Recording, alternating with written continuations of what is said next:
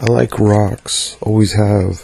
I think rocks are neat. Clouds are too, but I can't touch clouds unless you count fog, which I do not.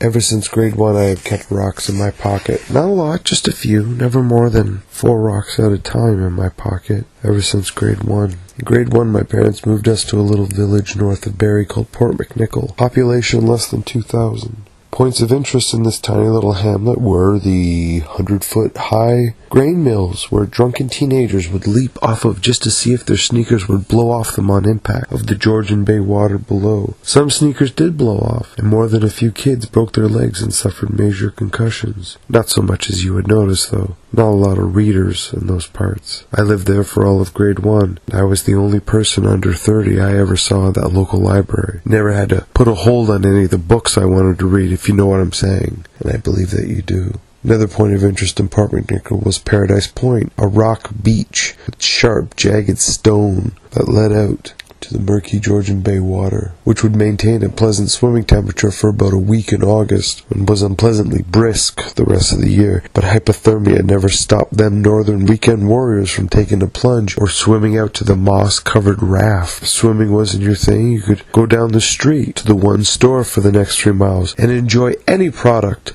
on both shelves. Just up the street from our A-frame was Suicide Hill, a rocky, unstable, 100-foot-plus pathway that got its morbid nickname from down-and-out locals driving their automobiles down the boulder-littered path so that they could either live on the windfall of their insurance settlement or die and be rid of their painfully dull existence. This is the town my parents took me to for my first grade education. The town was made up mostly of tired commuters and a few crazies, all of which seemed to live only a block away from our house. There was Jerry, the melted-skinned native who had burnt 80% of his body trying to boil oil with a cookie tray for that genuine restaurant flavor of French fry at home. There was Jamie the Runt, who stood barely over 4 feet tall and whose smile was more gum than teeth. There was Freddie, who kept a barrel of snakes in his front yard and would stab them with a stick just to watch them attack each other while they made laps until they died. There was Kylie, a fat little boy with no neck and no bathing routine. There was Scott, who would pick his scabs and would pray to his dead grandfather for advice before fishing derbies. The grand poobah of crazy in that town was a greasy, cross-eyed nitwit named Jason, who lived just across the street and 2 houses down from my family's sweltering A-frame ranch house. The house roasted all summer and crumbled inward all winter. Jason lived with his chemically unbalanced sister who he apparently impregnated and produced a child with, to the horror of the community, before we had moved to Port McNicoll. Looking back in hindsight, I figured that either the child had been taken away from protective services or the child had died, because in the whole year that we lived there, I never saw a baby.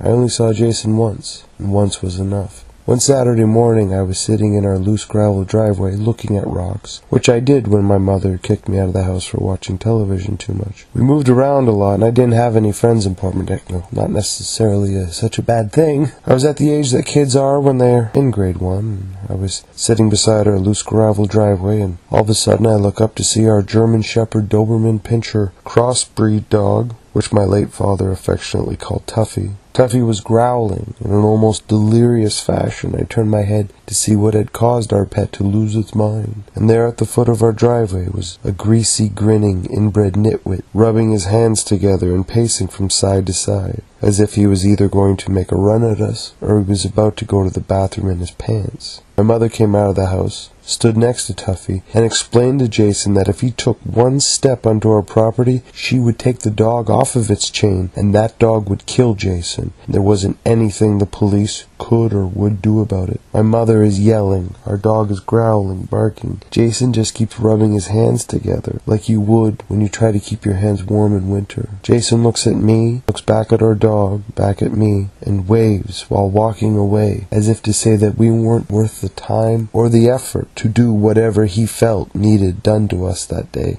Years later, my sister would marry one of the locals of Port McNicoll, but all I ever took from that town was a sense of imposing doom that I have kept with me ever since. At any moment, a crazy person can just mosey on up to you, and the only thing that will stop him from hurting you is your insistence that you are not worth the time and energy it takes to kill you. That's what freedom is. We let incestuous perverts and degenerates walk around freely because somehow their life is precious too, at least to lawmakers. I think of this whenever someone talks about civil rights, civil liberties, civil unrest. I think of Greasy Jason and his cross-eyed nitwit sister playing grab-ass in their welfare shanty. I like rocks. I always have. I think they're neat. Clouds are neat too. But you can't touch clouds unless you count fog, which I do not. Ever since grade 1, I have kept rocks in my pocket. Not a lot, just a few. Never more than 4 rocks at a time in my pocket.